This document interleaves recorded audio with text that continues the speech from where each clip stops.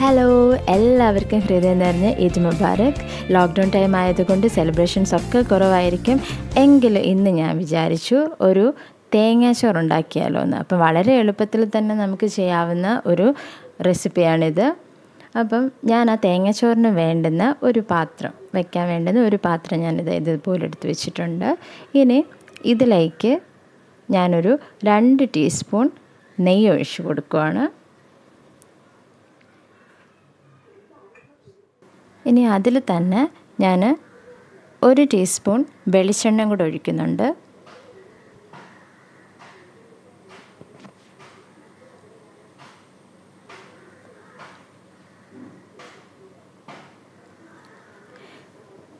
ഇനി നമുക്ക് ഇതിന് വേണ്ടുന്ന ഇൻഗ്രീഡിയൻസ് എന്തൊക്കെയാണെന്ന് നോക്കാം. തേങ്ങാച്ചോറിന് വേണ്ടുന്ന ഇൻഗ്രീഡിയൻസ്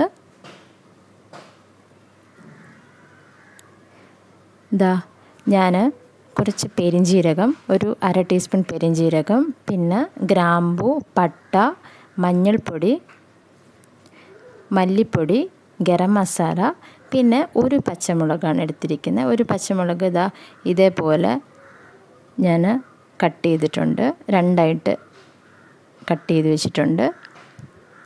ഇനി ആദ്യം തന്നെ നമുക്ക് ഇതിലേക്ക് പട്ടയും പെരിഞ്ജീരകവും ഗ്രാമ്പും കൂടെ ഒന്നിട്ട് കൊടുക്കാം.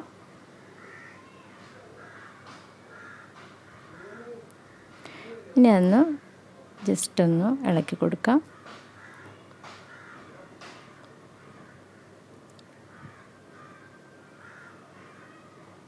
എല്ലാവരും ഇപ്പം റംസാൻ ആയതുകൊണ്ട് നല്ല വിഭവമായിട്ടായിരിക്കും എല്ലാം ചെയ്യുന്നത്. ഞാൻ വിചാരിച്ചു ഇന്നൊരു തേങ്ങാച്ചോറ് ഉണ്ടാക്കാമെന്ന്.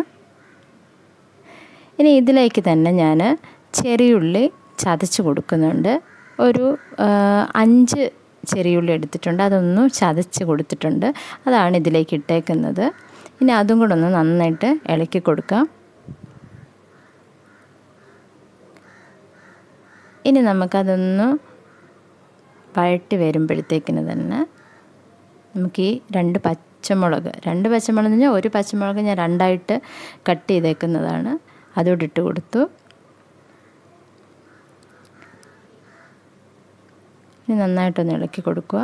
ഇനി ഇതിലേക്കാണ് ഞാൻ തേങ്ങാപ്പാലാണ് ചേർക്കുന്നത്. തേങ്ങയല്ല, തേങ്ങാപ്പാൽ. അതായത് ഞാൻ ഒരു 1.5 ബൗള് തേങ്ങാപ്പാലാണ് ചേർത്തിരിക്കുന്നത്. അപ്പം തേങ്ങാപ്പാലും അതിൽ വെള്ളം കൂടെ ചേർത്താണ് ഞാൻ മിക്സ് ചെയ്തേക്കുന്നത്. വെള്ളം ചേർത്തിട്ടുണ്ട് തേങ്ങാപ്പാലിൻ്റെ കൂടെ. അപ്പം അത് നമുക്ക് ഇതിലേക്ക് ഒഴിച്ച് കൊടുക്കാം.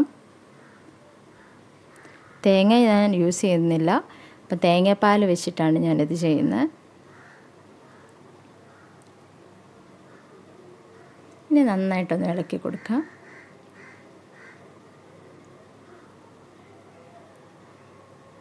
ഇനി ഇതിലേക്ക് തന്നെ നമുക്ക് ബാക്കി മസാല ചേർത്ത് കൊടുക്കാം. മഞ്ഞൾപ്പൊടിയും മല്ലിപ്പൊടിയും ഗരം മസാല.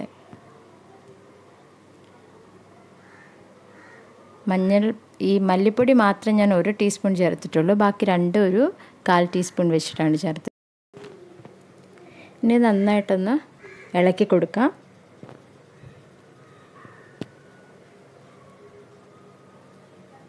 മസാല എല്ലാം ആ തേങ്ങാപ്പാലിലേക്ക് ഒന്ന് പിടിച്ച് വരാൻ വേണ്ടി നമുക്ക് ഇളക്കി കൊടുക്കാം. ഇനി ഇതിലേക്ക് തന്നെ നമുക്ക് ഒരു 1/2 ടീസ്പൂൺ ഉപ്പ് ചേർത്ത് കൊടുക്കാം. ഉപ്പ് നിങ്ങൾ ഇടയ്ക്ക് ആവശ്യത്തിനനുസരിച്ച് ചേർത്ത് കൊടുക്കണം. ഇനി ഇതിലേക്ക് തന്നെ നമുക്ക് കുറച്ച് കറിവേപ്പിലയും കൂടി ഇട്ട് കൊടുക്കാം. ഇനി ഇത് നന്നായിട്ടൊന്ന് ഇളക്കി കൊടുക്കാം.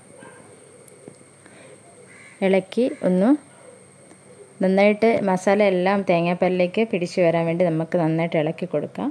പിന്നെ ഇതൊന്ന് തിളച്ച് വരുമ്പോഴത്തേക്കിനാണ് നമുക്കിതിലേക്ക് വേണ്ടുന്ന അരി ഇട്ട് കൊടുക്കേണ്ടത്.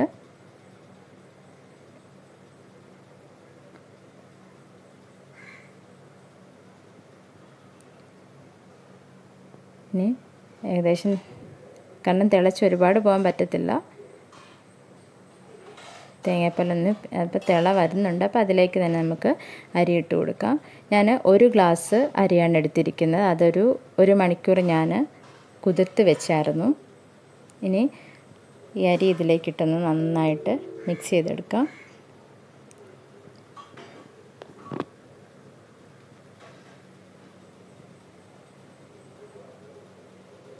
ഇനി നമുക്ക് ഇതൊന്ന് മീഡിയം ഫ്ലെയിം വെച്ചിട്ടൊന്ന് അടച്ച് വയ്ക്കാം. ഇടയ്ക്ക് നമുക്കിതൊന്ന് തുറന്നു കൊടുത്ത് നോക്കാം, കാരണം നന്നായിട്ട് തിളയ്ക്കുന്നുണ്ടോ എന്ന് നോക്കാം. അപ്പം അതെ, ഈ ഒരു പരുവത്തിന് തിളച്ച് വന്നാൽ മതി. ഞാനൊരു മീഡിയം ഫ്ലെയിമിൽ വെച്ചിട്ടാണിത് വേവിക്കുന്നത്. ഇനി ഇടയ്ക്ക് നമുക്കൊന്ന് നോക്കാം, കാരണം വെള്ളം വറ്റി വരുന്നുണ്ട്. അപ്പോൾ ഇതുപോലൊന്ന് ഇളക്കി കൊടുക്കണം, കാരണം മസാല എല്ലാം ആ ചോറിലേക്കൊന്ന് പിടിച്ച് വരാൻ വേണ്ടിയാണ്. അപ്പം നിങ്ങൾക്ക് അതിനിടയ്ക്ക് ഉപ്പ് വേണമെങ്കിൽ ചേർത്ത് കൊടുക്കാം. ഇപ്പം ഞാൻ കണക്കിന് ഉപ്പാണ് ചേർത്തിരിക്കുന്നത്. ഇതേപോലെ ഒന്ന് ഇളക്കി കൊടുക്കാം. ഇനി നമുക്ക് വീണ്ടും ഒന്ന് അടച്ച് കുറച്ച് ഒന്ന് വെന്ത് കിട്ടാൻ വേണ്ടി വയ്ക്കാം. അപ്പോൾ നമുക്ക് നോക്കാം. ഇപ്പോൾ ഇതാ വെള്ളമൊക്കെ വറ്റിയിട്ടുണ്ട്, വറ്റി ആ തേങ്ങാച്ചോറായിട്ടുണ്ട്. അപ്പം നമുക്ക് തേങ്ങാപ്പാൽ ചേർത്തുകൊണ്ട് കുറച്ച് വെള്ളമയം പോലെ ഇരിക്കും. അപ്പോൾ നമുക്ക് ഈ അടപ്പൊന്ന് തുറന്ന് വെച്ചിട്ട് ഒരു ലോ ഫ്ലെയിമിൽ വെച്ച് ആ വെള്ളം ഒന്ന് വറ്റുന്നിടം വരെ വെച്ചേക്കാം. റെഡി ആയിട്ടുണ്ട്. ഇതാ ചോറ് നന്നായിട്ട് വെന്തിട്ടുണ്ട്.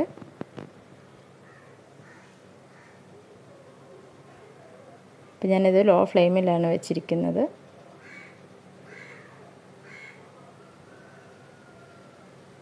ഇതേപോലെ ലോ ഫ്ലെയിമിലൊന്ന് വെച്ചിട്ട് നമുക്ക് വെള്ളം ഒന്ന് വറ്റിച്ചെടുക്കാം.